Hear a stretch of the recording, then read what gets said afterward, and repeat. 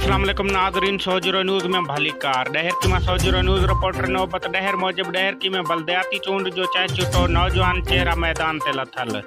नौजवान चेहरा मैदान ते अचण खां पोइ भोतारनि जा साह मुठ में नौजवान चेहरनि खे हथ खणण लाइ मेड़मेंथ जो सिलसिलो तेज़।